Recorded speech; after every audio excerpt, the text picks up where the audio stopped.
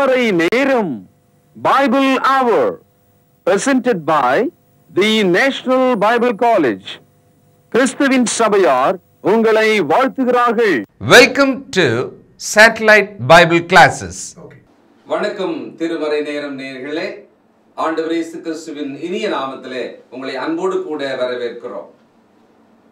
இதோ எல்லாவற்றையும் நான் புதிதாக்குகின்றேன். சந்தோஷமா இருக்கு இல்லையா? புதிதாக்குகின்றேன். Behold, I make all new. புதுசு, புதிய விஷயங்கள். நம்ம எல்லாருக்கும் ரொம்ப சந்தோஷம் தானே? புதுசுன்னு உடனே மனசுக்கு ஒரு சந்தோஷம் வருது பாருங்களேன். புதிய விஷயத்தை பார்க்கும்போது முதல்ல கண்களுக்கு ஒரு விருந்து மாதிரி இருக்கு. நல்ல புதிய பூத்த மலர்களை பார்த்த உடனே நம்ம கண்ணுக்கு ஒரு குளிர்ச்சி வருது, மனசுக்கு ரொம்ப சந்தோஷம் வருது, அப்படியே மனசு லேசாகுது. இதை நாம் உணர்ந்திருக்கிறோம், அனுபவிச்சிருக்கிறோம். வீட்டில் சின்ன பிள்ளைங்க கூட பாருங்க, ஒரு புது சட்டை, ஒரு புது டாய், விளையாட்டு சாமான் ஏதாவது வாங்கி கொடுத்தோம்னா அந்த புதுசு பொருளை பார்த்த உடனேயே அப்படியே 1000 வாட்ஸ் பல்ப் எப்படி எரியும், அந்த பிரைட்னஸ் அவங்க முகத்துல வரும், ஒரு பெரிய சந்தோஷம் வரும். தேவன் பிதாவாக பிள்ளைகளாக இந்த பூமியில் இருக்கிற மனுஷருக்கு அவர் காரியங்களை புதிதாக்குவேன் அப்படின்னு சொல்றார். இதை ஒரு தொடராக நாம கேட்க போறோம். இது என்னடா அது ரொம்ப புதுசா இருக்கேன்னு கூட நீங்க யோசிக்கலாம். சப்ஜெக்டே புதியதை பற்றியதுதான். இதை இப்படி கேட்கறதுன்றது இது வரைக்கும் வழக்கத்துக்கு மாறாகவும் உங்களுக்கு ஒரு புதுசா தான் இருக்க போகுது. தேவன் புதிதானவைகளை நம்முடைய வாழ்க்கையில நம்ம சந்தோஷத்துக்காக, நாம் சந்தோஷப்படும்படியாக செய்வார். இப்போ ஆதியாகமத்தை திறந்த உடனேயே தேவன் உண்டாக்கின உலகம், வானம், பூமி பத்தி எல்லாம் படிக்கிறோம் இல்லைங்களா? அது பழைய உலகத்தை, இப்ப இருக்க அந்த பழைய உலகத்தை பற்றிய விஷயம். அப்படியே நேர வெளிப்படுத்துக்கு வந்தோம்னா அங்க தேவன் ஒரு வாக்குத்தத்தம் கொடுக்கிறார். புதிய வானத்தை, புதிய பூமியை, எல்லாவற்றையும் புதிதாக ஆக்குவேன் அப்படின்னு சொல்லி. இதுக்கு இடையில இதை பற்றிய விஷயங்களை நாம தொடர்ந்து கேட்க போறோம். கவனிக்கலாங்களா? செய்திக்கு போலாமா? இந்த நாளில் நம்முடைய செய்தியாளர் தேசிய வேதாகம கல்லூரியினுடைய கல்வித்துறை தலைவர் டாக்டர் பீட்டர் சாலமன் ஐயா அவர்கள். வணக்கம் திருமறை நேர நேயர்களே, உங்கள் அனைவருக்கும் என்னுடைய நெஞ்சார்ந்த புதிய நாள் வாழ்த்துக்கள். கர்த்தராகிய இயேசு கிறிஸ்துவினுடைய கிருபையானது உங்கள் அனைவரோடும் இருப்பதாக. இந்த நாளிலிருந்து ஒரு புதிய தொடராக இதோ நான் எல்லாவற்றையும் புதிதாக்குகிறேன். Behold, I make all new. சகோதரர்களே, இந்த தலைப்பு உங்களுக்கு ரொம்ப ஆச்சரியமாக இருக்கும். இந்த பைபிளினுடைய முதல் புத்தகம் ஆதியாகமம். அங்கே தேவன் வானத்தையும் பூமியும் சிருஷ்டித்தார் என்று நாம் படிக்கிறோம். இப்பொழுது வெளிப்படுத்தல் 21ஆம் அதிகாரம் 5வது வசனத்தில் வரும்போது இதோ நான் எல்லாவற்றையும் புதிதாக்குகிறேன் என்று சொல்கிறார். தேவன் தன்னுடைய விருப்பத்தின்படி யாவற்றையும் செய்ய மகாராஜனும் மகாதேவனுமாக இருக்கிறார். சகல அதிகாரத்தையும் உடையவராக இருக்கிறார். முக்காலத்தையும் அறிந்தவராக இருக்கிறார். வெளிப்படுத்தல் 21ஆம் அதிகாரம் 5வது வசனம் கவனியுங்கள். புதிய ஏற்பாட்டில் 353வது பக்கம். சிங்காசனத்தின் மேல் வீற்றிருந்தவர் இதோ நான் சகலத்தையும் புதிதாக்குகிறேன் என்றார். பின்னும் அவர் இந்த வசனங்கள் சத்தியமும் உண்மையுமானவைகள், இவைகளை எழுது என்றார். இந்த வசனத்தில் பல தகவல்களை நாம் பார்க்கிறோம். முதலாவது, தேவன் சிங்காசனத்தின் மேலே வீற்றிருக்கிறார். அது அவருடைய முழுமையான ஆளுகையை, அதிகாரத்தை நமக்கு காண்பிக்கிறது. அடுத்தது என்ன சொல்கிறாரு? இதோ என்றால் பாருங்கள் என்ற அர்த்தம். Behold என்ற ஆங்கில வார்த்தைக்கு see, கவனியுங்கள் என்ற அர்த்தம். இதோ நான் சகலத்தையும் புதிதாக்குகிறேன் என்றார். இந்த வார்த்தையில் பழையது ஒன்று இருக்கிறது என்று நமக்கு தெரிகிறது. ஆகவே நான் புதிதாக மாற்றுகிறேன் என்று சொல்கிறார். ஆக பழையதை எடுத்து போட்டுவிட்டு புதிய ஒன்றை துவங்க விரும்புவதாக சொல்கிறார். சத்தியமும் உண்மையுமானவைகள் என்று அதற்கு சாட்சி கொடுக்கிறார். கடைசியாக அதை எழுது என்று சொல்கிறார். யாருக்காக? உங்களுக்காகவும் எனக்காகவும், தேவனிடத்தில் விசுவாசமாக இருக்கிற மக்களுக்காக.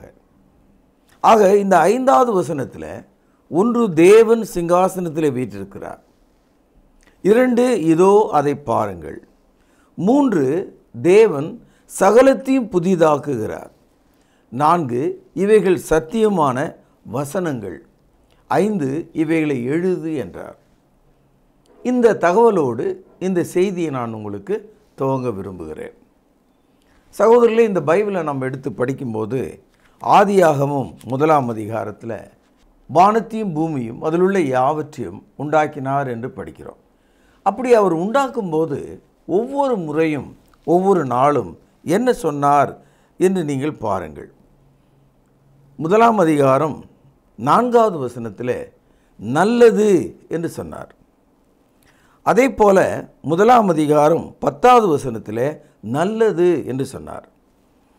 1ஆம் அதிகாரம் 12ஆம் வசனத்தில் நல்லது என்று சொன்னார். 1ஆம் அதிகாரம் 19ஆம் வசனத்தில் நல்லது என்று சொன்னார். 1ஆம் அதிகாரம் 21வது வசனத்தில் நல்லது என்று சொன்னார். 1ஆம் அதிகாரம் 25வது வசனத்தில் நல்லது என்று சொன்னார்.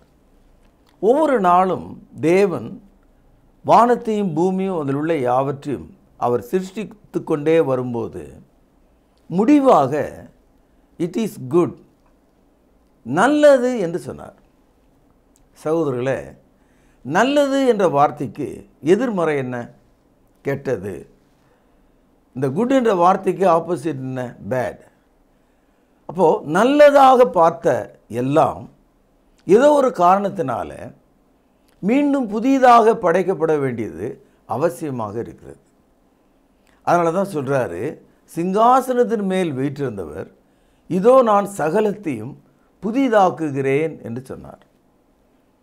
சகோதரர்களே, நம்முடைய வாழ்க்கையில் 5 முக்கிய கேள்விகள் இருக்கிறது.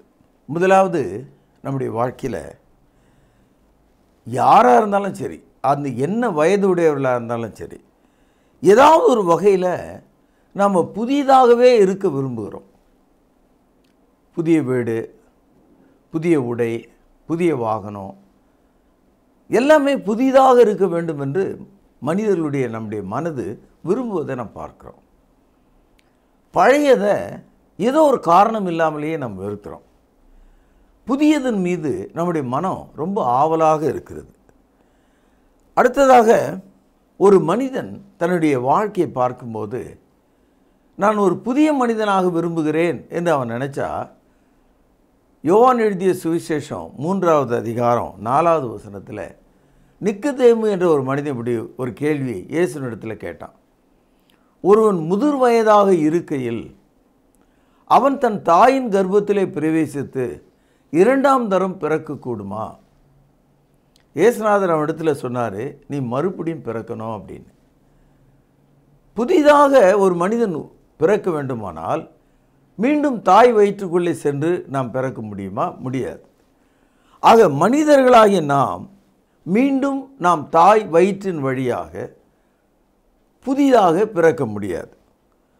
3வது, யோபு 14ஆம் அதிகாரம் 1 வசனத்தில் ஸ்திரீயினிடத்தில் பிறந்தவன் சஞ்சலம் நிறைந்தவனும் வாழ்நாள் குறுகினவனுமாக இருக்கிறான்.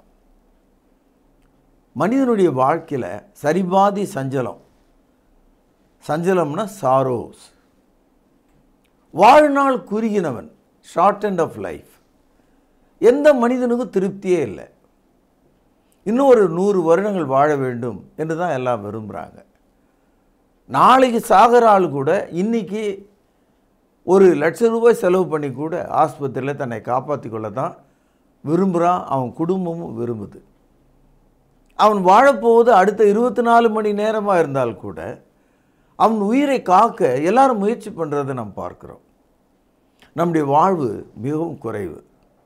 சரி, இருக்கிற வாழ்வாவது நிம்மதியாக இருக்கானா? இல்லை, சஞ்சலம் நிறைந்ததாக இருக்கிறது.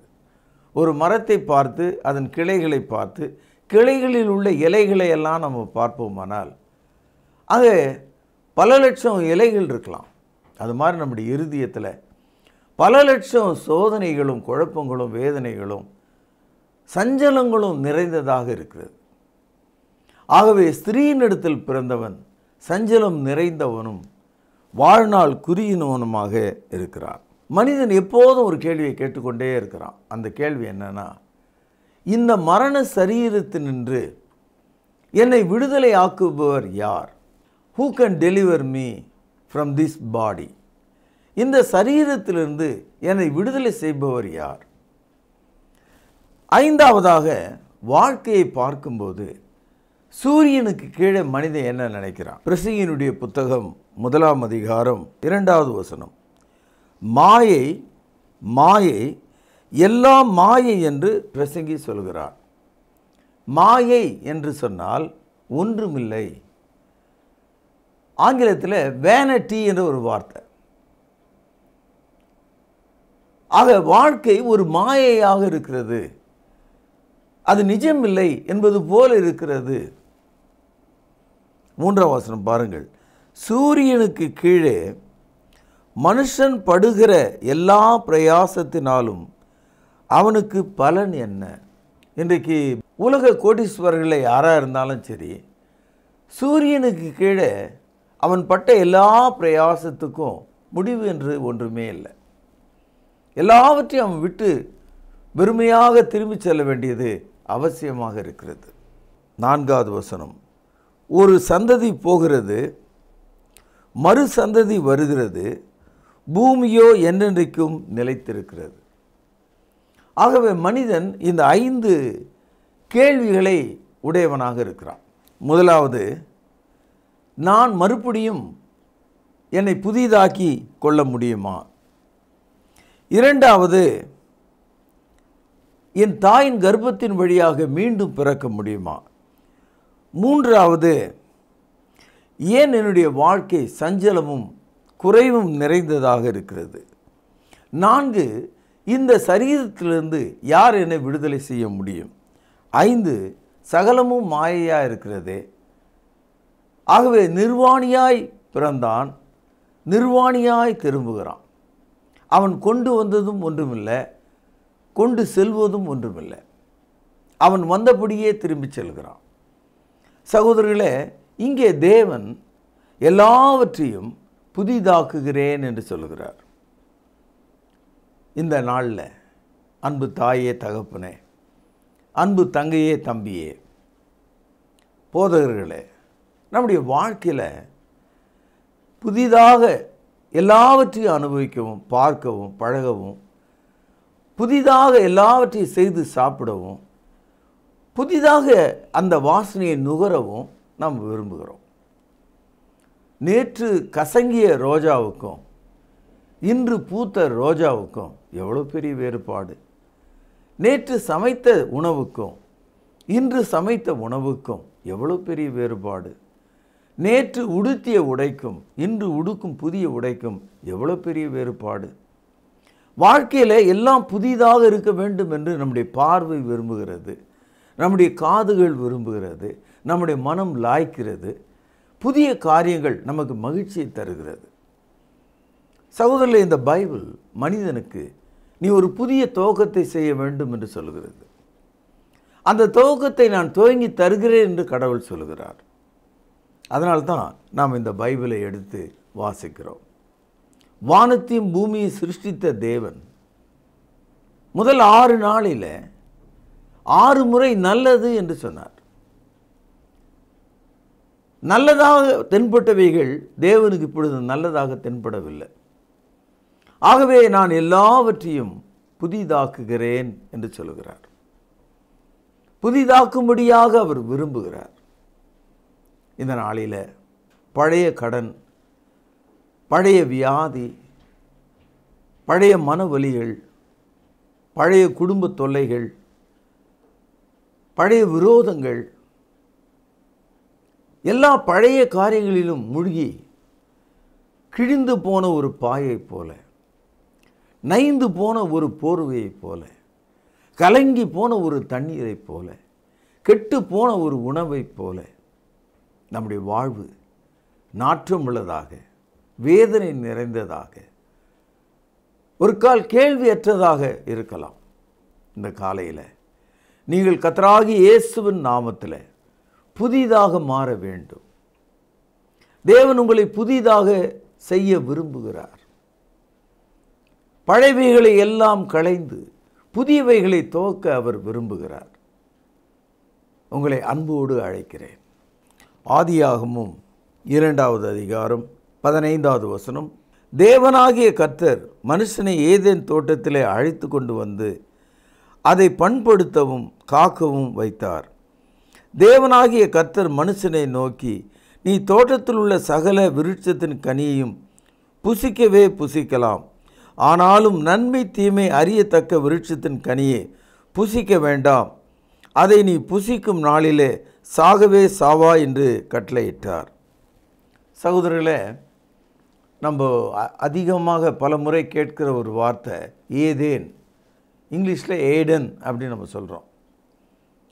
இந்த தோட்டம் ஆதியில் ஆதாம் ஏவாளுடைய குடியிருப்பாக இருந்தது. அந்த தோட்டத்தின் நடுவில் தான் மனிதன் வைக்கப்பட்டிருந்தான். இந்த ஏதேன் என்ற இந்த தோட்டத்துக்குள்ள தேவன் வந்து சென்றார். அந்த தோட்டத்துக்குள்ள தேவனோடு மனிதனுக்கு ஐக்கியம் இருந்தது. அந்த தோட்டத்துக்குள்ள மனிதனுக்கு வியாதி, விக்கிரம், மரணம் எதுவுமே இல்லை. அந்த தோட்டத்துக்குள்ள மனிதனுக்கு கண்ணீர், பசி, தாகம் எதுவுமே இல்லை. அந்த தோட்டம் எப்படிப்பட்டதாக இருந்திருக்க முடியும்? ஆங்கிலத்தில் ஒரு வார்த்தை சொல்லுவாங்க, பேரடைஸ் லாஸ்ட். அதாவது இந்த ஏதேன் தோட்டத்தை பரதீசு என்று அழைக்கிறார்கள். ஆதாமுடைய பாவத்துக்கு பிறகு அந்த தோட்டத்தை விட்டு வெளியேற்றப்பட்ட ஆதாம் ஏவாள் அந்த பரதீசை இழந்து விட்டார்கள். அதற்கு பிறகு அவர்கள் அதற்குள் போகவில்லை. இப்பொழுது எல்லாவற்றையும் புதிதாக்குகிற தேவன் இயேசு கிறிஸ்துவுக்குள்ள அந்த இழந்த பரதீசாகிய அந்த ஏதேனை மனிதனுக்கு புதிதாக தர விரும்புகிறார். வெளிப்படுத்தல் 2வது அதிகாரம் 7வது வசனம். புதிய ஏற்பாட்டில் 334வது பக்கம். ஆவியானவர் சபைகளுக்கு சொல்கிறதை காது உள்ளவன் கேட்க கடவன். ஜெயம் கொள்கிறவன் எவனோ அவனுக்கு, பேனா இருந்தால் அடிக்கோடு இடுங்கள், தேவனுடைய பரதீசின் மத்தியில் இருக்கிற ஜீவ விருட்சத்தின் கனியை புசிக்க கொடுப்பேன் என்று எழுது. புதிய ஏற்பாட்டுக்குள்ள எல்லாவற்றையும் புதிதாக்குகிற தேவன் பழைய ஏற்பாட்டில் இழந்துவிட்ட அந்த பரதீசியையும் ஜீவ காலமெல்லாம் உயிரோடு இருக்கும்படியான ஜீவ விருட்சத்தின் கனியை உடைய மரத்தையும் இந்த புதிய சிருஷ்டியிலே நமக்கு காண்பிக்கிறார். தேவனுடைய சமூகத்தில் மத்தியில் நிற்கிற அந்த பரதீசில் இருக்கிற அந்த ஜீவ விருட்சத்தின் கனியை நான் உங்களுக்கு புசிக்க கொடுப்பேன் என்று சொல்கிறார். ஏதேன் தோட்டத்தில் கர்த்தர் விலக்கின கனி நன்மை தீமை அறியத்தக்க கனி. அதை நீங்கள் புசிக்கும் நாளில் சாகவே சாவீர்கள் என்று கர்த்தர் கட்டளையிட்டார். உங்களுக்கு மரணம் நிச்சயம் என்று கர்த்தர் சொன்னார். ஆனால் கர்த்தருடைய அனுமதியின்றி பிசாசினாலே ஏவப்பட்டு கர்த்தர் விலக்கின மரத்தின் கனியை பறித்து ஏவாளும் அவளுடைய கணவனாகிய ஆதாமும் உண்டதனாலே மரணம் அவளுடைய ஆத்துமாவுக்கு வந்தது. பிறகு மரணம் அவளுடைய சரீரமாகி தலைக்கு வந்தது. ஆக ஆதாம் ஆவியிலே மரித்தவனாகவும் பின்பு சரீரத்தில் மரித்தவனாகவும் நாம் பார்க்கிறோம். இந்த மனிதனுக்கு தான் இதோ எல்லாவற்றையும் புதிதாக்குகிறேன் என்று சொல்கிறவர் தேவனுடைய சமூகத்தில், பரிசுத்த சமூகத்தில் நிற்கிற ஜீவ விருட்சத்தின் கனியை நீங்கள் கேட்டல்ல, அவரே தருகிறேன் என்று சொல்லுகிறார். நான் உங்களுக்கு புசிக்க கொடுப்பேன் என்று சொல்லுகிறார். யாருக்கு சொல்லுகிறார்? சபைக்கு சொல்லுகிறார். சபையிலே யாருக்கு சொல்லுகிறார்? காது உள்ளவனுக்கு சொல்லுகிறார்.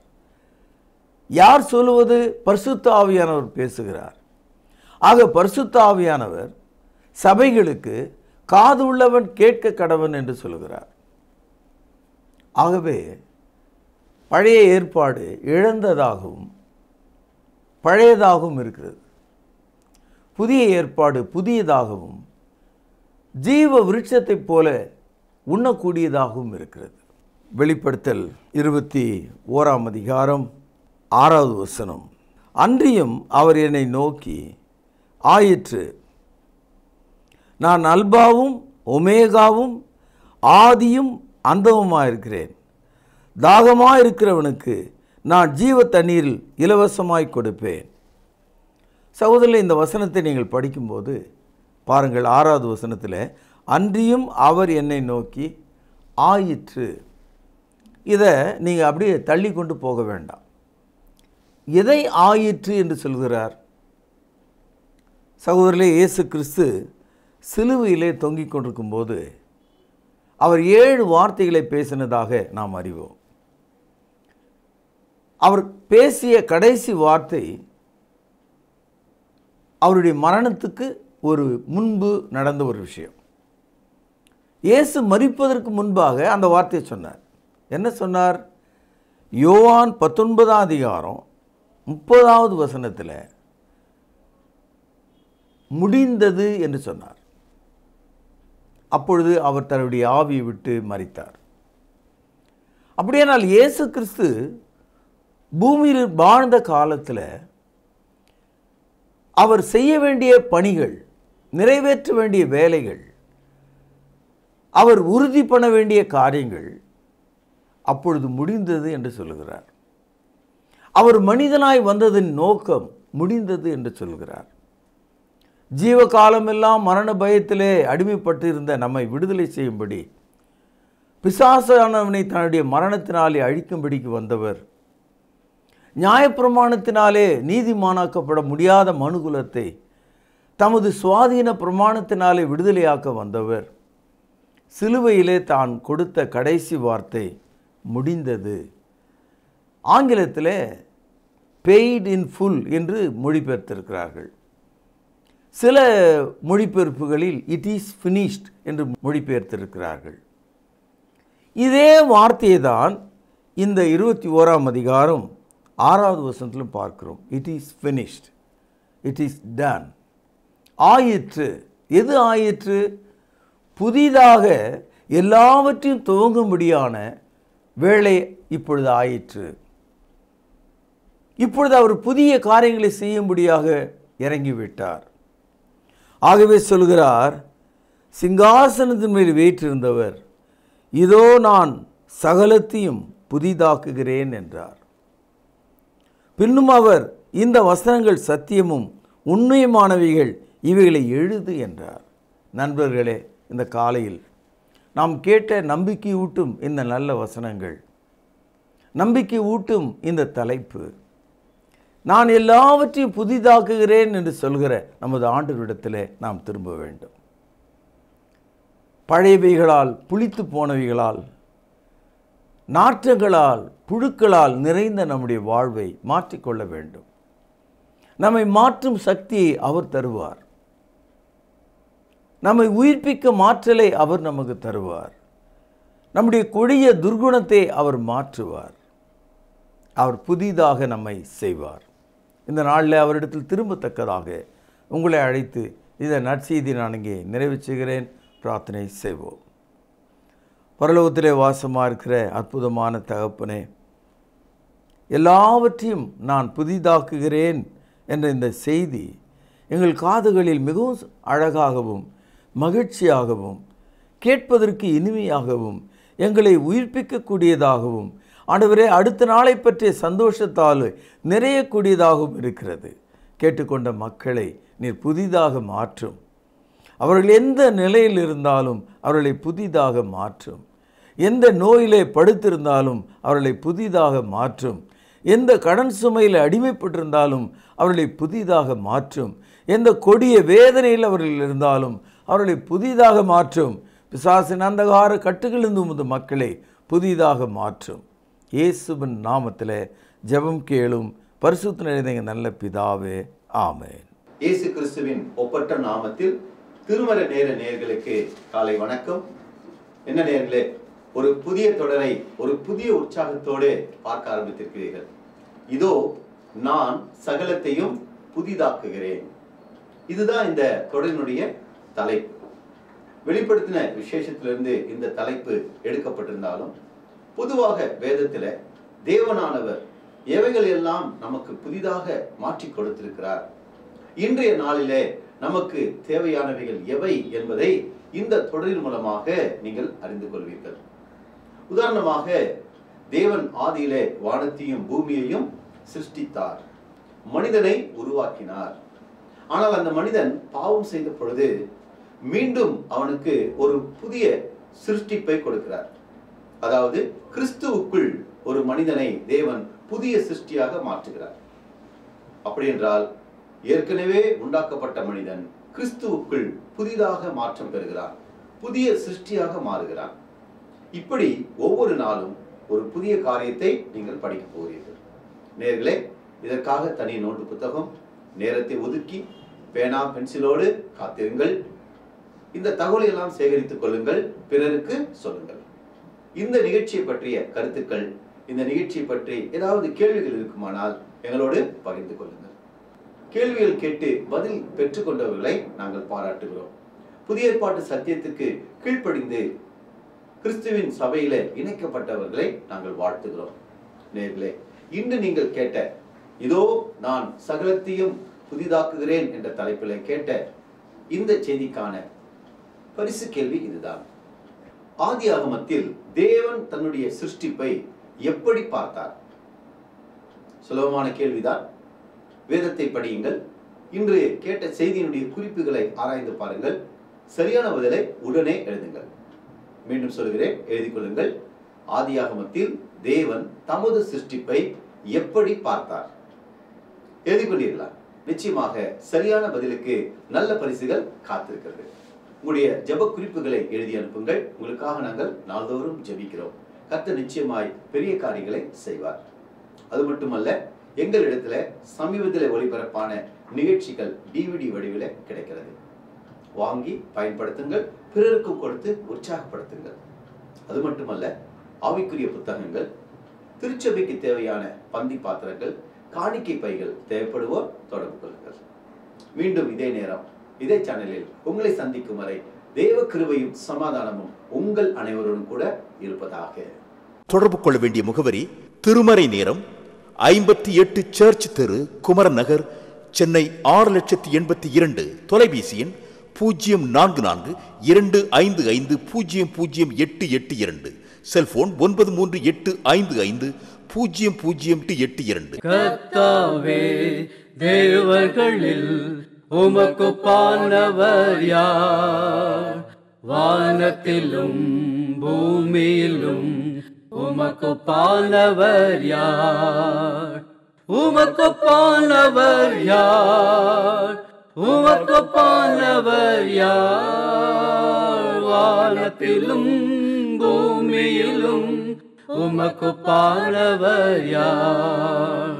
வானத்திலும் பூமியிலும் உமக்குப்பானவர் யார்?